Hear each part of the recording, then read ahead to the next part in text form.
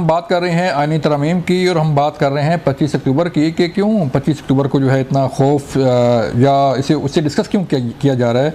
हमारे साथ मौजूद हैं इस वक्त मोहम्मद ज़ुबैर साहब, साबिक़ गवर्नर हैं और सीनियर सियासतदान हैं, उनसे बात करने जा रहे हैं। ज़ुबैर साहब बहुत शुक्रिया वक्त देने का। सर बताइएगा सर, आप क्या देख रहे हैं? हर तरफ आईनी पैकेज का शोर है, 25 अक्टूबर का शोर है कि पता नहीं 25 अक्टूबर के बाद क्या हो जाएगा।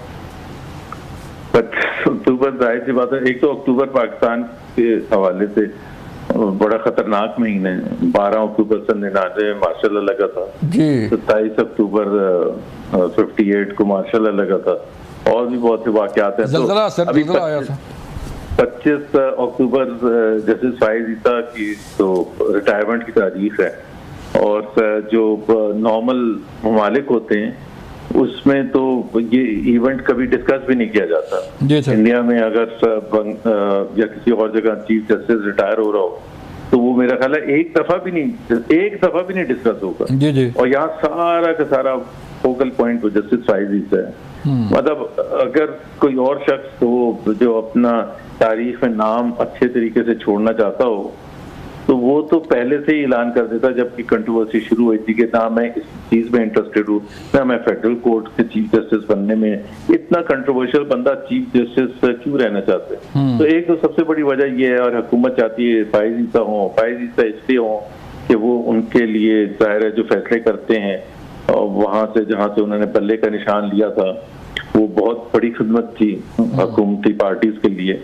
कि उनके लिए राह हमवार हुई थी कि इलेक्शन में वो उनका मुकाबला उस पीटीआई से नहीं होगा बल्कि वो इंडिपेंडेंट कैंडिडेट से होगा। तो वो एक ऑलरेडी फिर उसके बाद और भी जितने भी फैसले आए हैं उन्होंने इसी तरफ इशारा किया। 2024 के इलेक्शन के हवाले से जिसको पूरी दुनिया में मेरा ख्याल है PMLN वाले और PPP वाले भी नहीं कहते हैं, MKM वाले भी नहीं कहते हैं कि फ्री फेयर और ट्रांसपेरेंट थे, वो इलेक्शन कमीशन की तारीफें करते हैं। अभी आप खुद सोचें कि यार ये कोई नॉर्मल ऐसे कोई बातें कर सकता है जी। कि जी कम से कम आप ये तो कहें कि जी हाँ एक बहुत बड़े तबके की रिजर्वेशंस हैं और इंसाफ होना चाहिए। आप तो इंसाफ की सबसे बड़ी कुर्सी पर बैठे, तो ये अगर कोई डिमांड कर रहा है इंसाफ, वो कह रहा है जो रिटर्निंग ऑफिसर ने फैसला सुना दिया वही फाइनल तसव्वुर किया जाना चाहिए, और हमें तस्दीक नहीं करनी चाहिए उन मेंबर्स ऑफ पार्लियामेंट की बात सेइंग कि ये फॉर्म 47 के मेंबर है।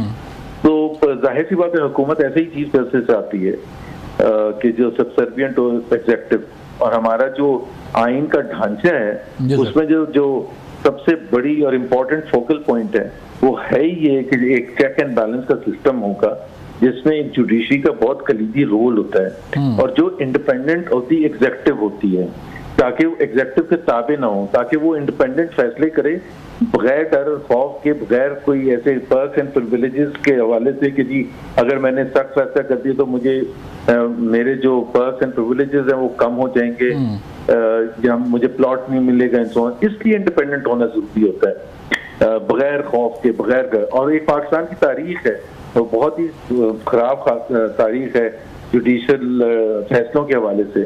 तो जाहिर सी बात है इस हवाले से जो लोग दोनों साइड्स पर हैं, दोनों के लिए वो जो कि अपोज कर रहे हैं कि नहीं ऐसा नहीं होना चाहिए और इंडिपेंडेंट रहनी चाहिए हमारी अदलिया, और जो हुकूमती लोग हैं वो चाहते हैं कि हर तरीके से इनको बचाएं और ये सिस्टम ऐसे ही चलता रहे कि ताकि जितनी देर तक ये टूल दे सके हुकूमत। ये है बेसिकली।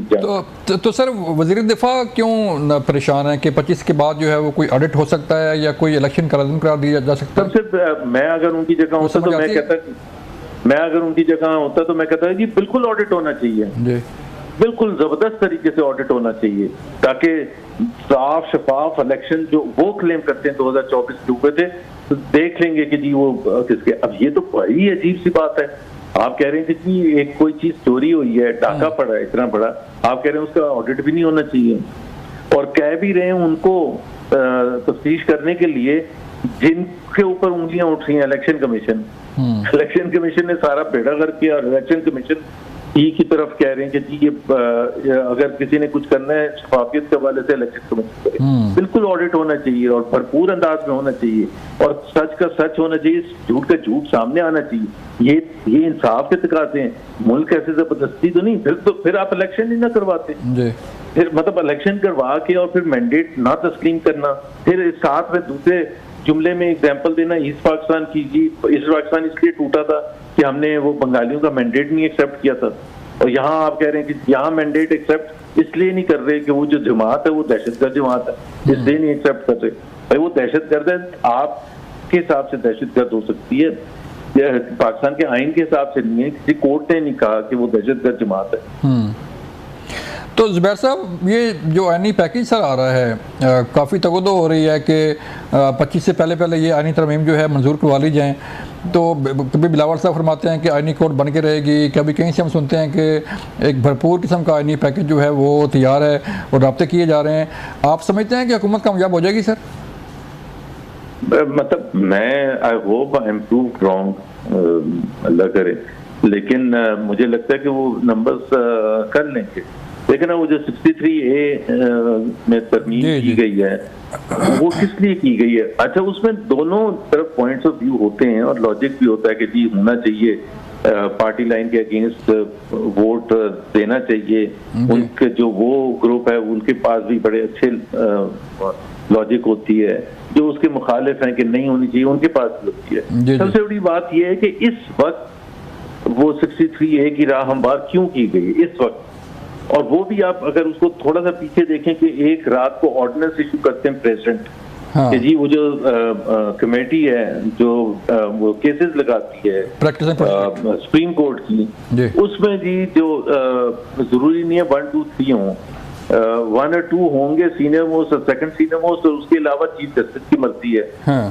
तो उन्होंने with in hours of that अभी लाइटनिंग स्पीड से जस्टिस फाहिद ईसा ने जस्टिस मुनीब की जगह जस्टिस अमीनुद्दीन को ले आए, और उन्होंने वो 63A उसी दिन सेट कर दिया डेट, और 2 दिन में फैसला सुना दिया। तो इस वक्त ऐसी क्या इमरजेंसी होगी थी?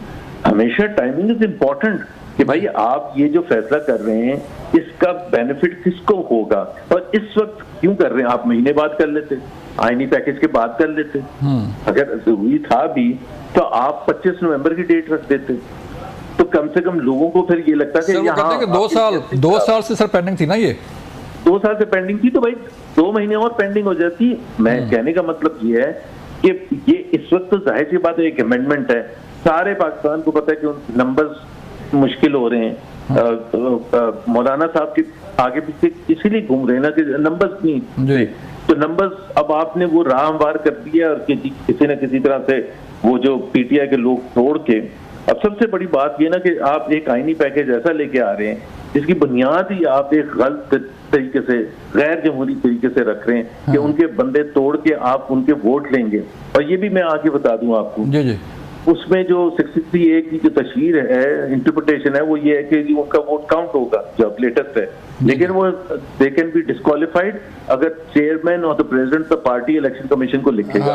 अब जैसे जब बैरिस्टर गौहर लिखेंगे इलेक्शन कमीशन को, तो इलेक्शन कमीशन कहेगा हम तो आपको चेयरमैन मानते ही नहीं, अब तो इलेक्शन ही अभी तक मतलब ज्यादा वो कंट्रोवर्शियल है और इसलिए डिस्क्वालीफाई नहीं हो सकती। जी मतलब कोई कानून है ही नहीं ना।